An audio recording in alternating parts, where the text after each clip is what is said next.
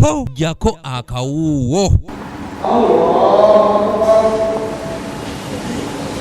Bayimamu okuva mu mizikiti egy'enjawulo mu disitulikiti y'e Luweero bakubiriziddwa okubeera ekyokulabirako eri abo be bakulira nga bino bibasabiddwa disitulikiti kaddi w'e Luweero Ramadhan Mulindwa bw'abadde omugenyi omukulu ku mukolo gw'okusomesa bayimamu bano ng'era kuno kwe batongolezza ne ssako yaabwe bwe bagenda okuyita okwekulaakulanya. Abakulembeze baffe ku bitundu byonna ku mitendera gyonna tubasomesa obuvunaanyizibwa bwabwe kijja kuyamba okukola emirimu nga bagikolera mu kumanya nga bagikolera mu mateeka ag'eggwanga wamu n'ag'eddiini mu mbeera efaanana. Kutukubiriza okubeera nti abayimaamu n'abakulembeze musomesa abantu baffe ekigambo ky'obumu n'okukolera awamu n'okwekulaakulanya. Buvunaanyizibwa bwa imaamu n'omukulembeze yenna ow'enzikiriza okusomesa abantu b'enkulaakulana bakoze batya okwejja mu bwavu nga tuyambako gavumenti yaffe. Omusomo guno guwomeddwamu omutwe munna NRM Alhaji Kalume Abubakar ng'ayita mu Kalume Foundation ng'ono atendereza ekibiina ki Nile Culture Association ekisomesezza bayimaamu bano olw'emirimu gye bakoze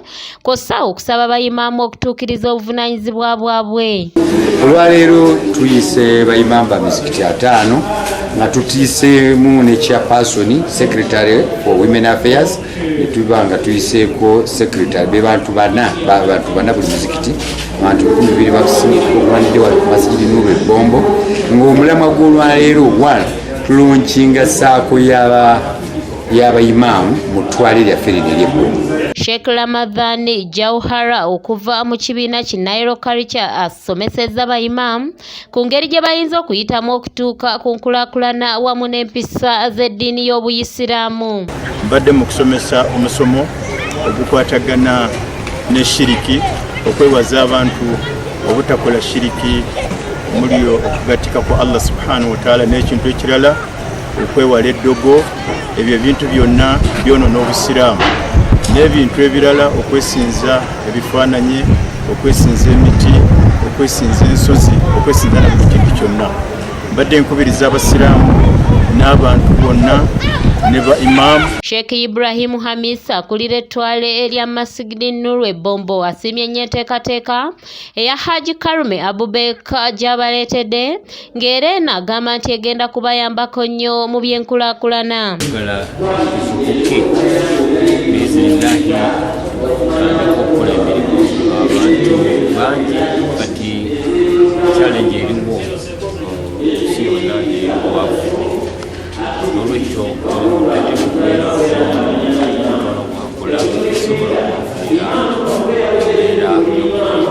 Bayimaamu ab'enjawulo nabo basiimye nnyo enkola eno kubanga yakubayambako mu kutumbula ebyenkulaakulana mu mizikiti gyabwe. Tugambye nti imaamu oteekwa okubeera nga oli kyakulabirako eri abantu bonna mu mbeera yonna. Oteekwa okubeera kyakulabirako mu nnyambala, oteekwa okulabirako mu ntambulayo n'ebisigadde byonna. Imaamu obeera kyakulabirako. Tugambye nti imaamu tabira kyakulabirako mu bintu byewuunyisa nga tugenda kubeera nga tugiganyirwamu olw'ebirungi ebigirimu, era tumwebaza kubeera nga tukoledde enteekateeka natuleetera abagenyi baffe abagenda okubeera nga batusomesa ebyenkulaakulana nga ffe bayimaamu, era tumwebaza era nga tumusaba Allah abeere nga mukulembera mu byonna byakola. Nnyo mujigiriza tufunye walero kwatagana n'ebyaffe imaamu n'enkulaakulana kwatagana n'eddiini yaffe Obusiraamu n'eya ggwanga yaffe inshallah. Naam, hada bisul fursa takushukuru taala rabbana wa nakushukuru Nabii Muhammad sallallahu alaihi wasallam ngasa tujarama ala man kirasana Nabii Muhammad sallallahu alaihi wasallam. Doreen Namubiru yakusakidde eggulire lino okulwa ABS Television. Olina okubeera nga imaamu ebyobulamu obisomesa abantu babeere nga bakuuma obutonde bw'ensi n'ebisigadde ebyo byonna byonna n'okubeera nti bayimaamu babeera accountable. Imaamu si kukwata bukwasibu sente z'okuŋŋaanya mu basiraamu n'okozesa bibyo.